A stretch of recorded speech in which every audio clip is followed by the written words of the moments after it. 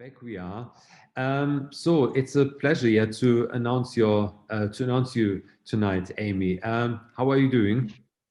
I'm good, thank you. Yeah, you're in Devon, you said. Yeah. Yeah. I hope you're okay in Devon. We're going to talk later on a little bit about the lockdown and how it affects our our creative well-being. I would say our creative process. We are currently based here in London, and so it's a pleasure to welcome you here. I've got a series of questions that I would like to ask you. And I would like to start with the inspirations. An assignment that we do quite often with our students here at LRP is to showcase their 10 most important, 10 most inspiring images of their lives. Because we feel that having a consistent style is one of the most important things. I think as a creative, also if you would like to pursue this as a career, but I think also if you want to get really good at what you're doing, if you want to get really good at tennis, at one point you need to focus on tennis. Yeah, you can still try out lots of other things, but it's so helpful to have a focus point. And how does it work for you, Aimee? Would you like to show us maybe some images that inspire your work? Yeah. So I think for my style, actually, it's not just photographs. Some of the images are paintings, like old masters. So I've added a couple, and I've added some that are not like the most inspiring of my life, but that I found inspiring to me when I first started out. So I'll show you now. So this, um, can you see it? Okay. Yep. So I've added Vermeer and Caravaggio.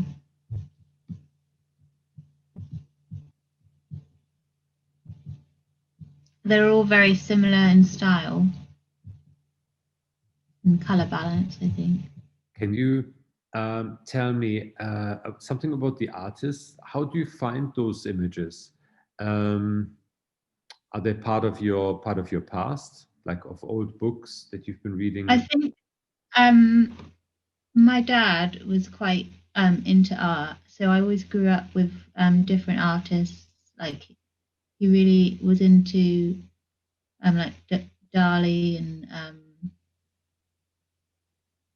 Van Gogh, and I don't know. I think every weekend we went to his house, it was kind of like art club, and I think to keep us quiet because there was three of us, it was kind of like we used to do like fun arty things. So I've always kind of grew up being aware of different artists.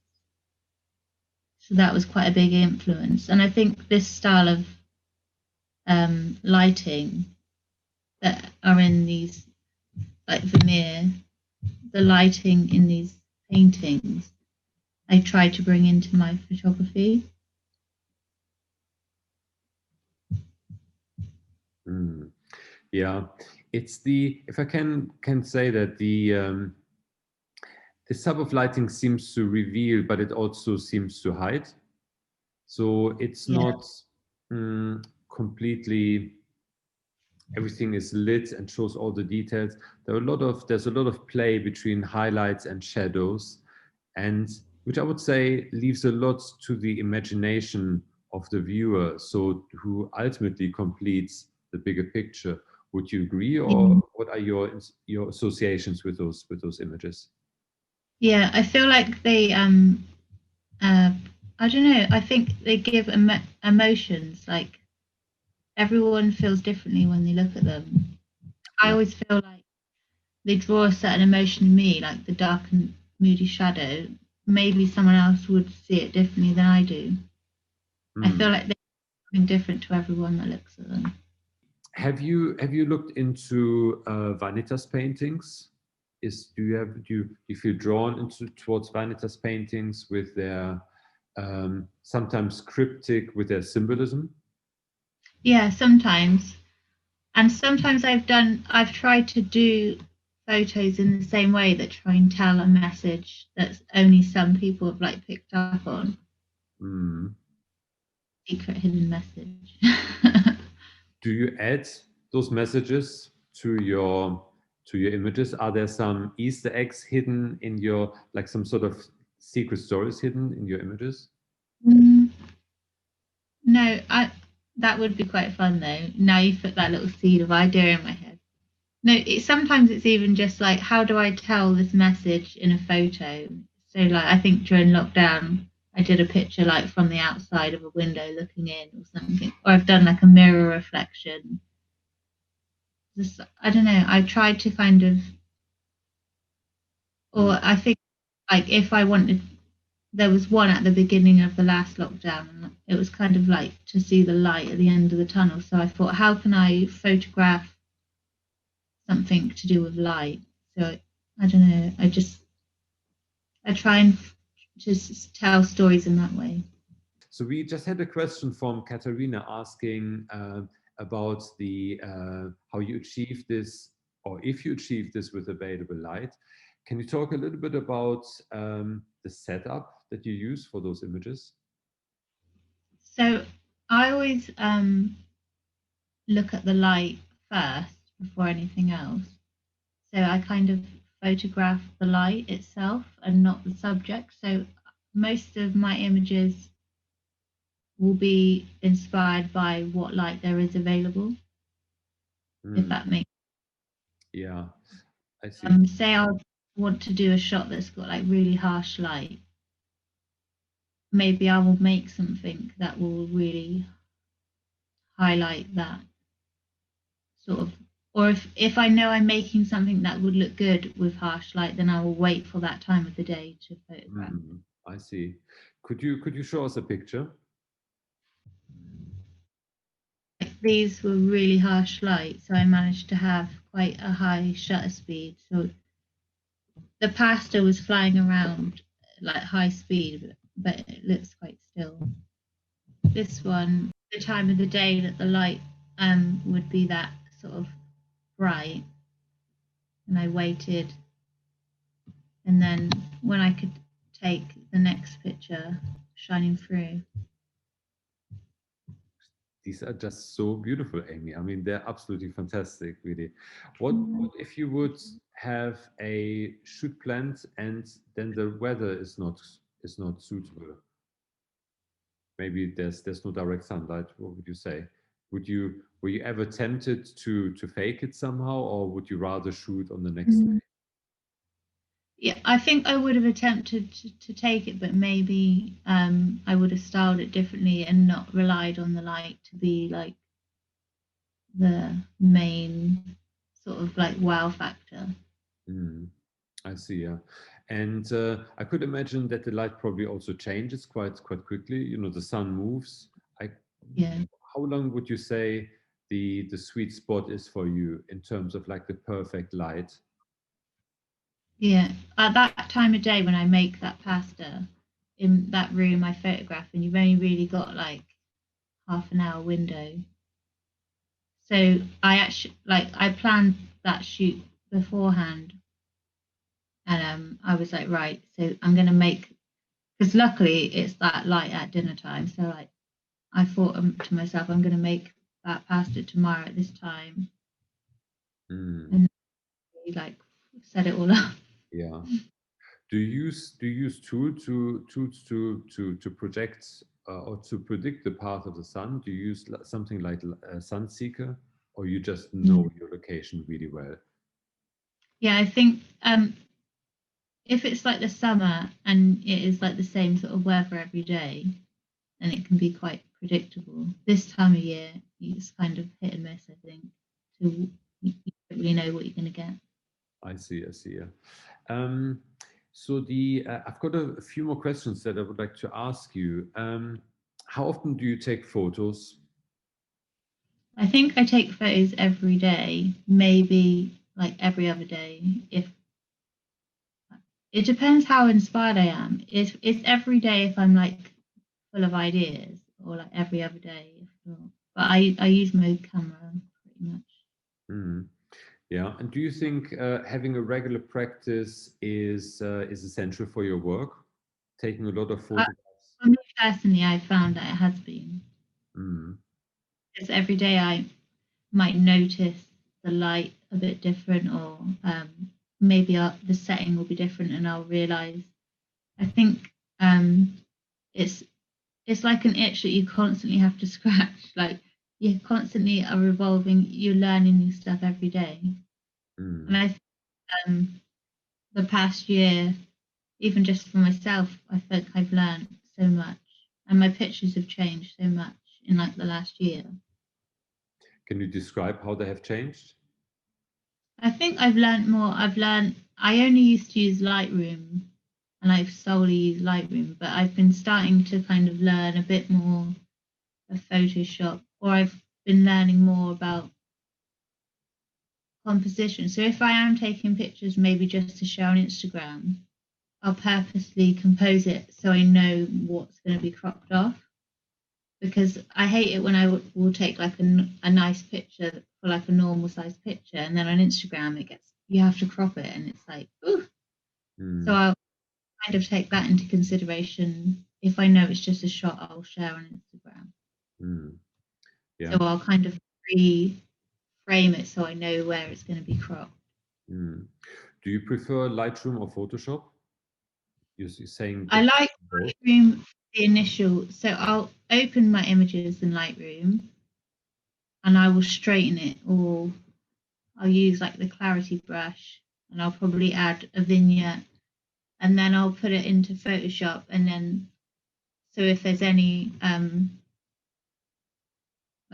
healing, I don't like the healing tool in Lightroom. I think if I have to remove a mistake or something, I prefer to do it in Photoshop.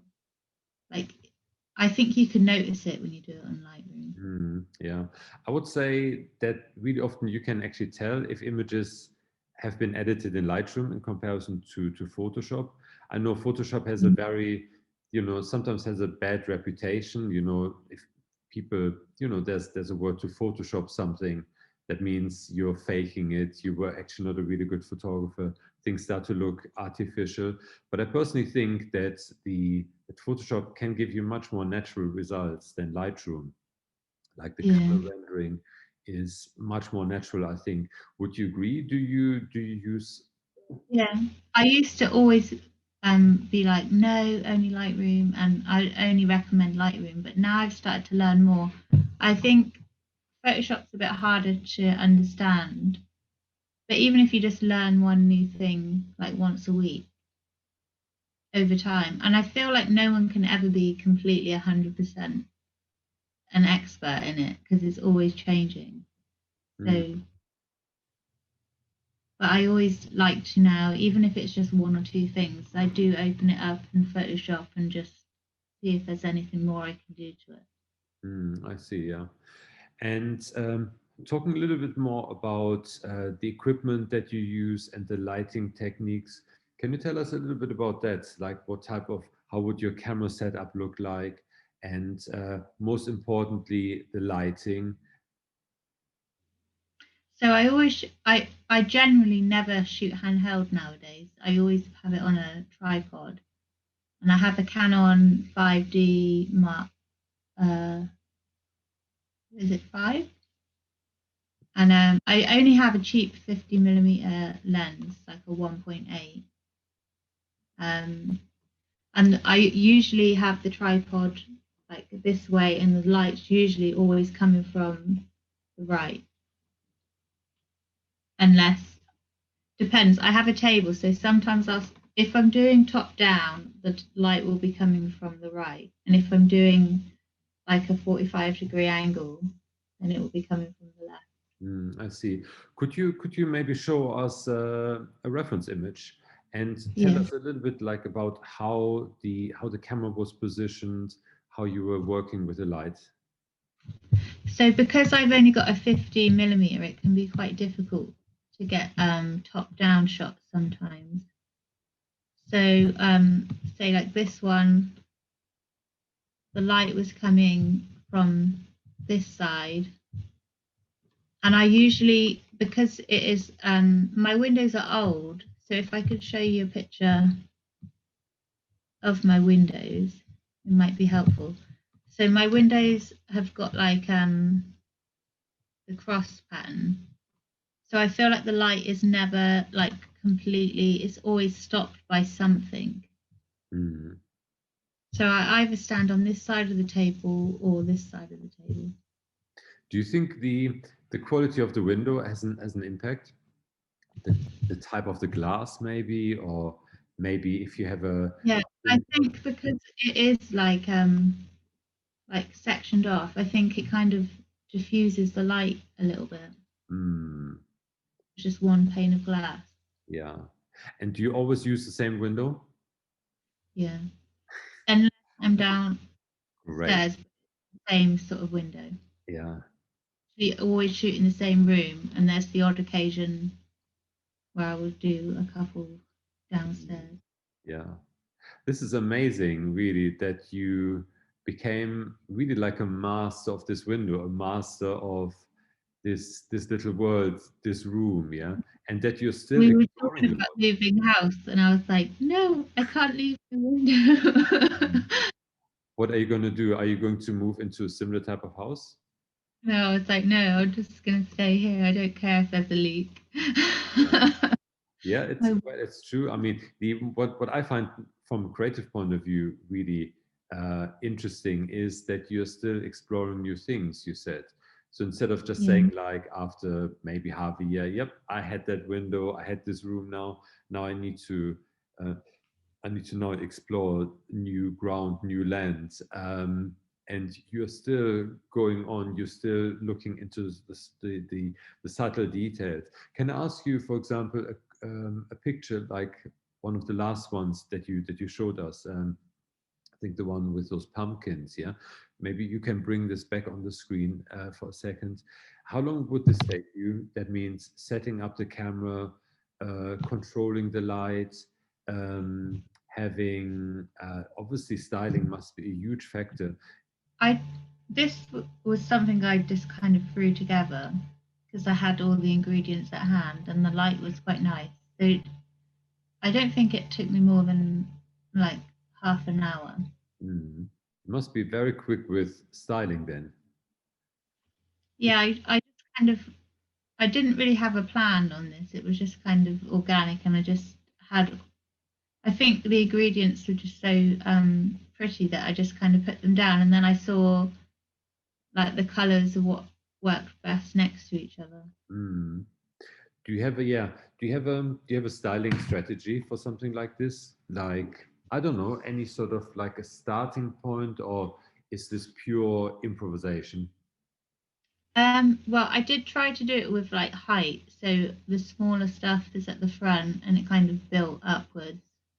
So here there's like a basket, here there's a bowl, and then here there's a big crate. It kind of goes up in height, and then this the mushrooms has got like an angle facing that way. I Mm, feel like there's like a cross across the whole picture.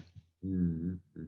It's also really beautiful, like how you crop the elements around the periphery of the shot. Yeah, That the when I took the shot, because I knew it was just a quick one I was taking for Instagram, I could kind of see what on the camera was going to be cropped off once it was cropped for the Instagram size. I did style it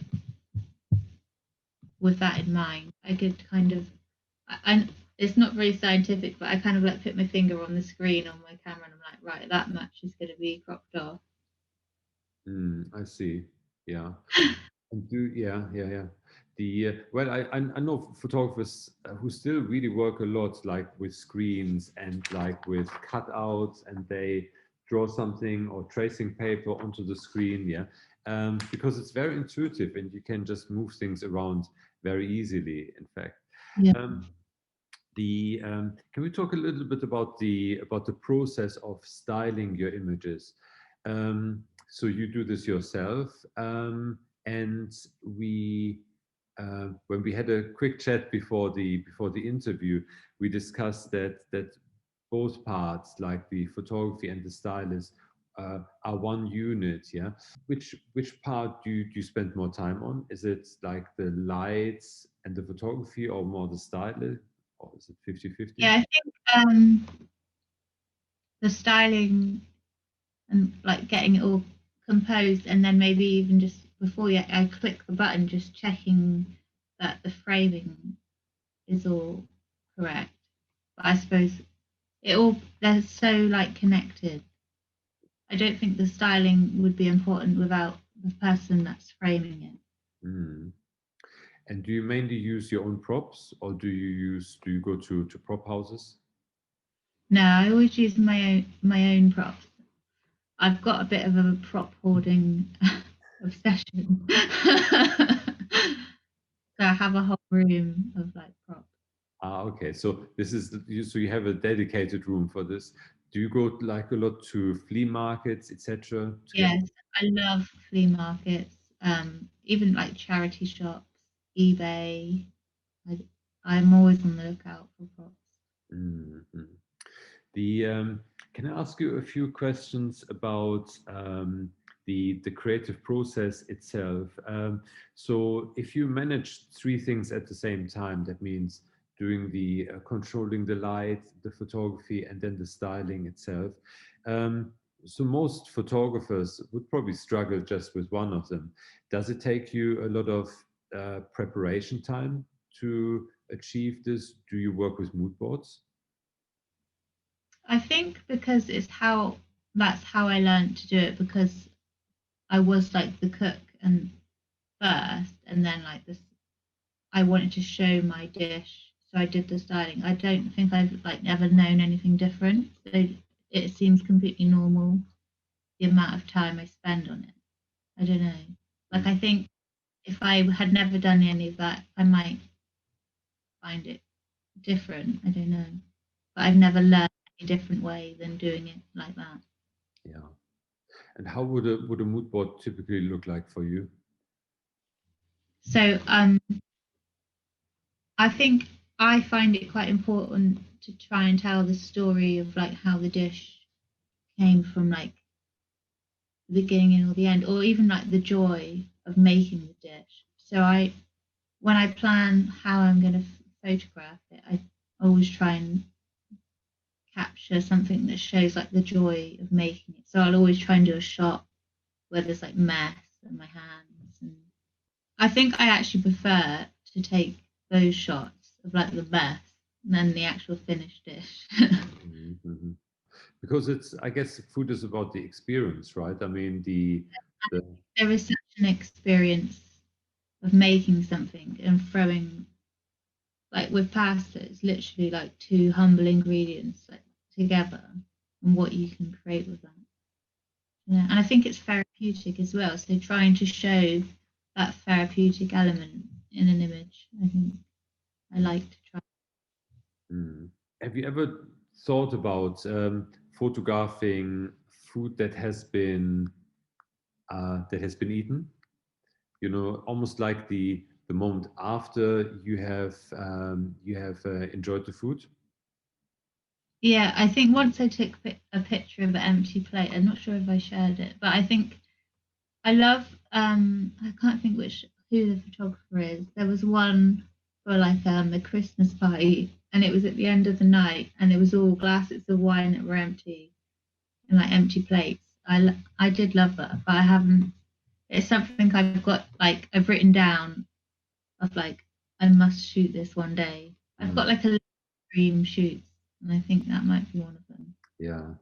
You know, this yeah, this atmosphere, you know, after a really nice dinner with friends, when you don't really want to stand up, you don't really want to get up, and you I think still something like that, like the candles just being blown out and like the smoke, mm, yeah, wine glass, yeah, maybe a spill on the tablecloth. That could be quite fun to shoot. yeah.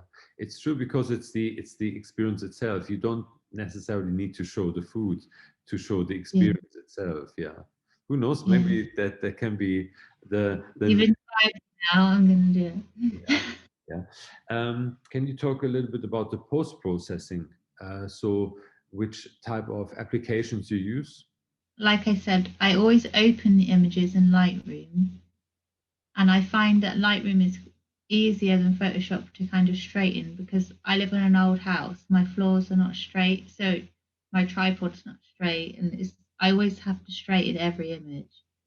So I find that actually that is one thing that Lightroom's easiest for. And then I'll use like a clarity brush on some areas, especially if I'm using a wooden table, because I like how it brings out like the grain. And I always add a vignette if I'm using a dark backdrop, and then I will take it over to Photoshop. Mm. There's like colors or things that need to be fixed, or maybe like a blemish, I will fix it on them. I see. Would you say that you spend more time in Lightroom or more time in Photoshop? I spend more time in Photoshop, but because I'm like a newbie and I don't I don't have a Mac, so I don't have all the shortcuts, and I feel like I'm not that experienced, so it does take me longer. I see. The can we talk a little bit about the how where you get inspirations for your cooking from? For example, things like traveling to discuss or to discover new food, or things like how you develop your recipes. I'm very inspired by nature and the seasons, so I think my recipes, I think, reflect what's in season, or maybe I will create something in the shape of something I saw on like a walk. I think anything to do with nature I find very inspiring. But I just love to travel and try new flavors and stuff that I haven't tried before. So I have been quite lucky, and I've traveled quite a bit in the past. I think England's quite a melting pot of different cultures, but I think it's always our version of that culture. So it's nice to be able to actually see the real thing Mm. and experience as it should be. Mm. Could you maybe show us a few images that are inspired by the seasons? I think if you actually scroll through from the top to the bottom, you can tell Mm. which. It's true. So you can tell we're just going from summer into autumn. Now we're in summer. Mm. And this is summer where it's very bright. And then you go into spring.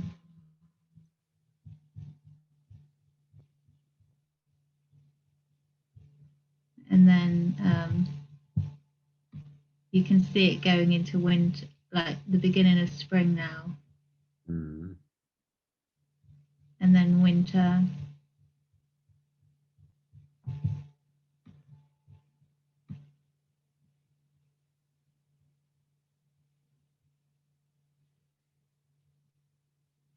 You can kind of see the lights change. So It's true. now Yeah, it's like blue in winter. yeah.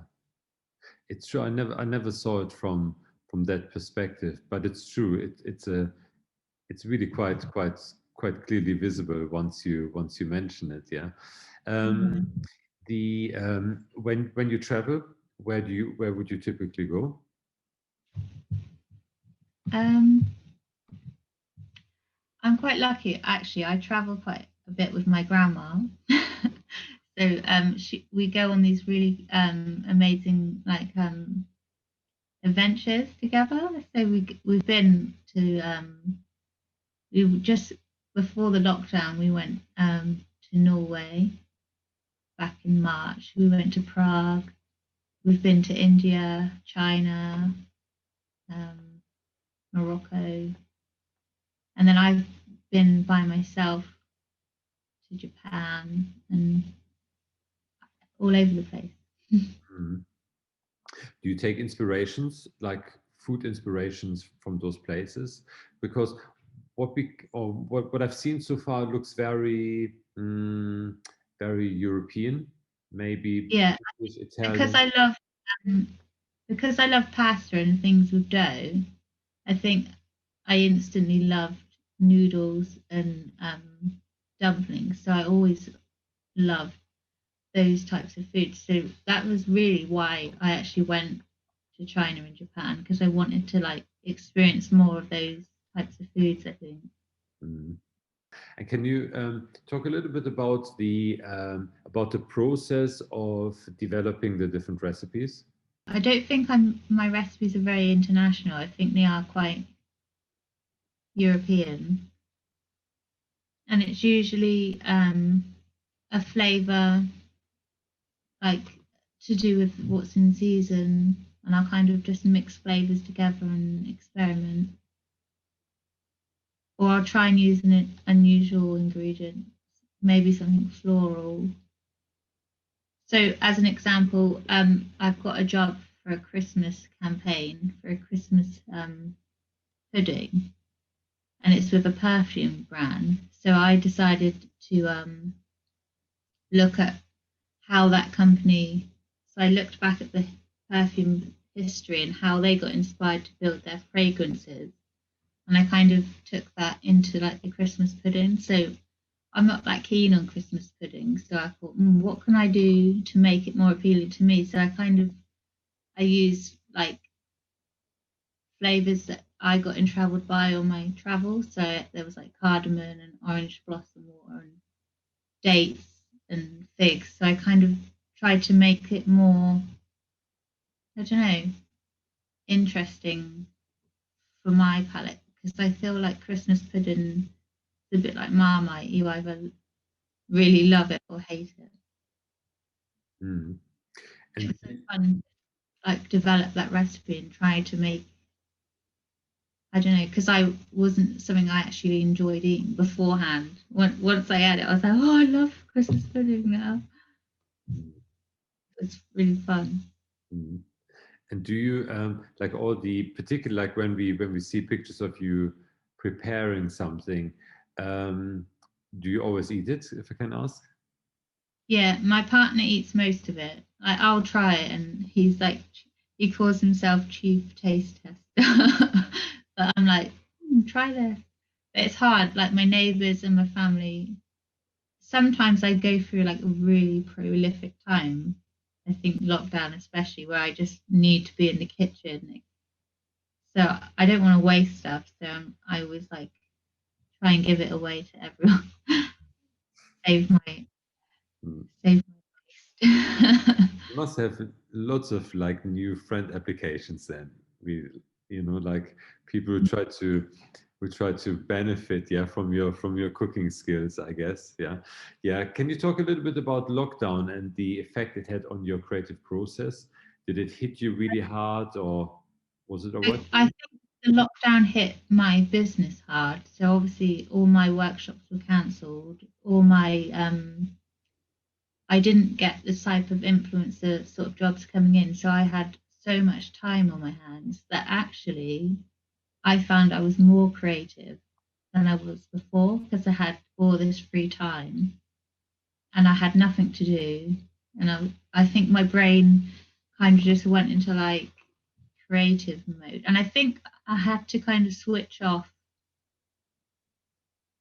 I don't know. I had to kind of create my own like um, bubble to kind of get through it and not worry about financial things. And I had to kind of switch off and go into my own world. And I think that kind of made me more creative. So I think it did kind of have a positive effect in that way. And I think it's made me learn more about things that are more important to me. Like I feel like I'm not as materialistic, and I don't know. And because as well as a cook, getting ingredients like was so hard. Like flour was sold out, eggs were sold out, and it's like I appreciate everything more, so I don't waste stuff now. Mm.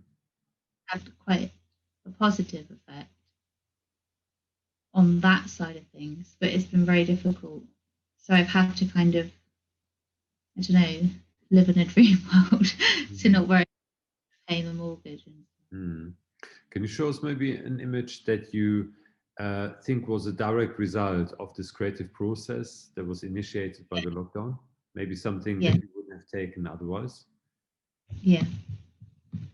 So actually, this was taken during the week, and it was my birthday, and my partner was in bed, and I think he was really ill. And I did this picture. So it's in a mirror, and this is in a different room than normal. I thought I would experiment.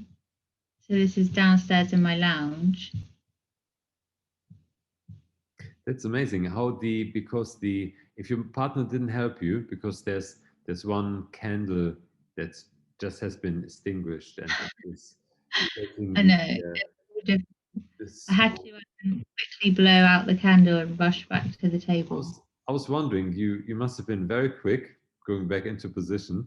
There was another one. So this was right at the beginning, just as lockdown was announced, and I wanted to kind of do something about light, so I did this image. But a lot of the time with candle, it can be quite you have to kind of time it and then blow it out. I see.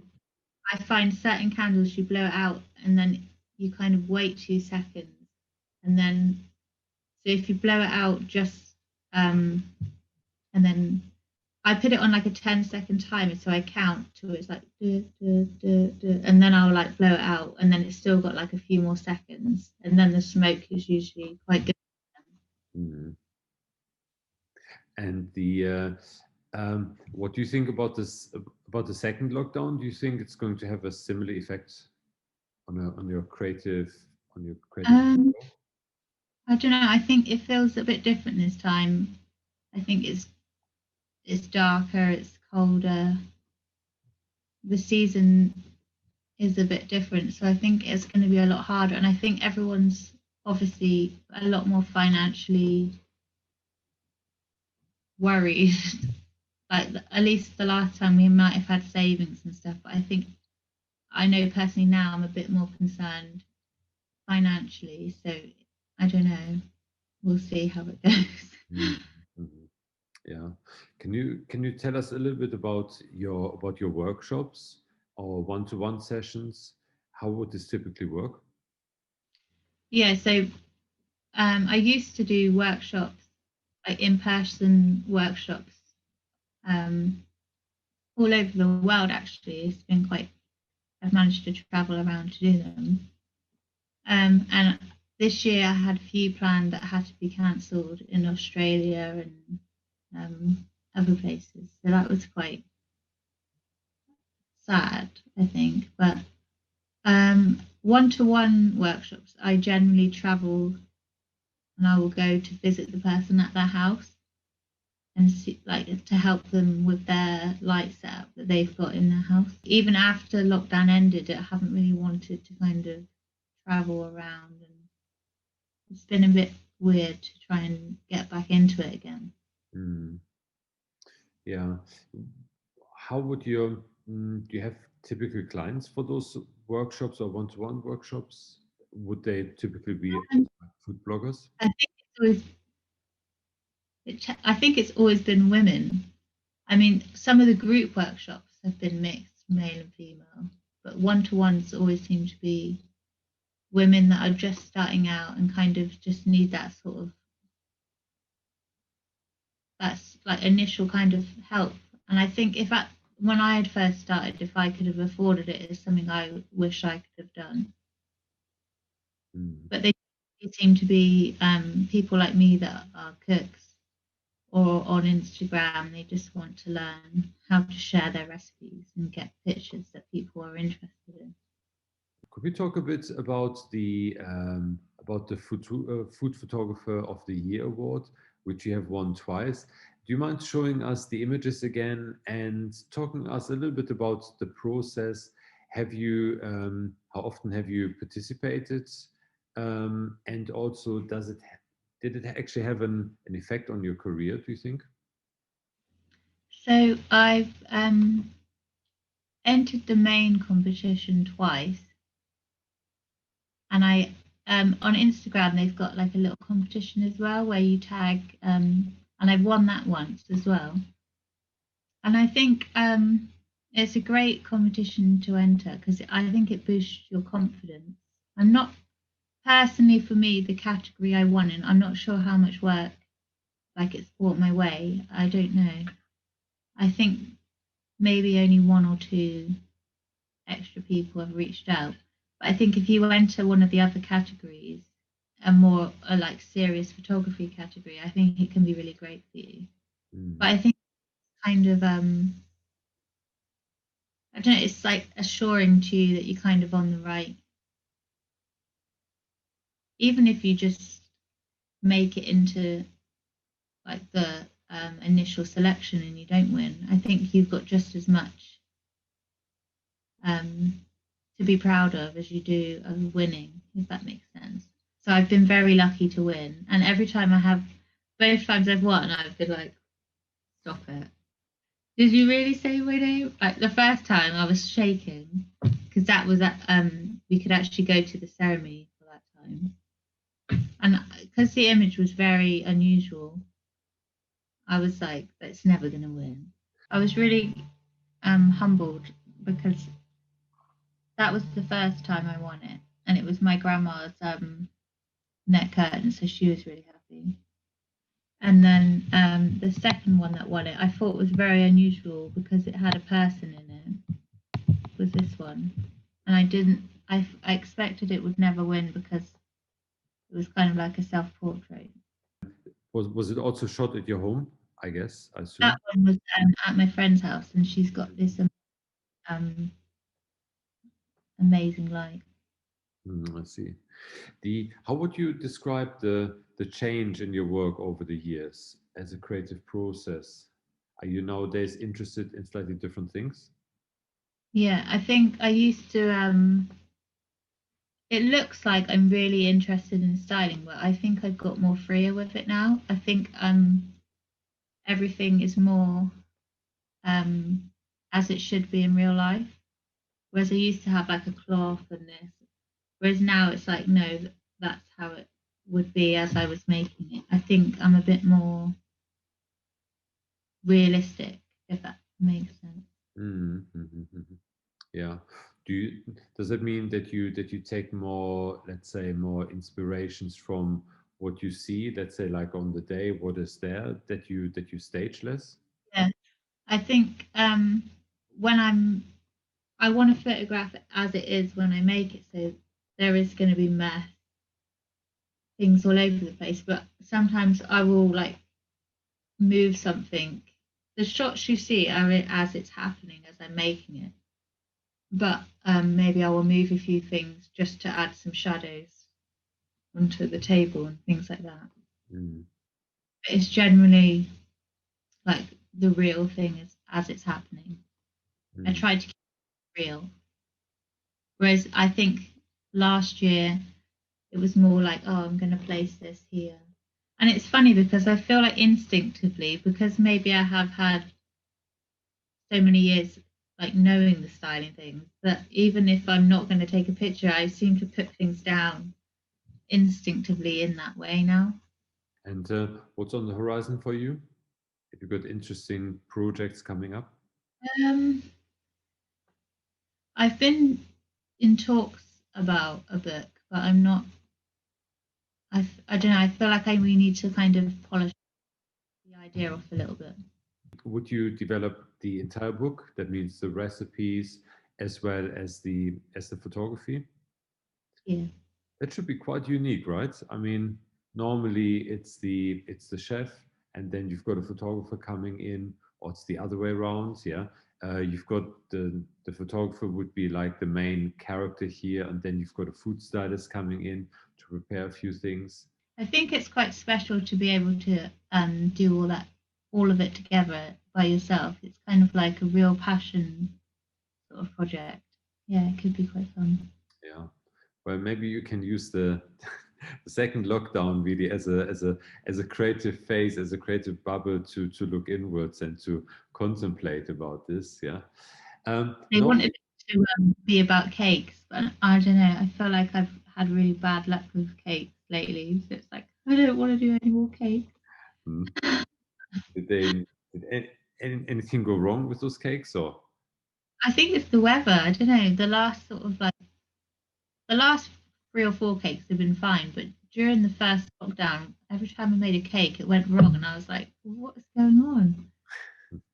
Okay, you definitely have more time for this now, I guess. Yeah. That's pretty much really from my side. Thank you so much, Aimee, really for this, I mean, amazing talk. I wished I could join one of your workshops. Maybe it's going to happen one day. But yeah, thank you so much for this talk and all the best for the future.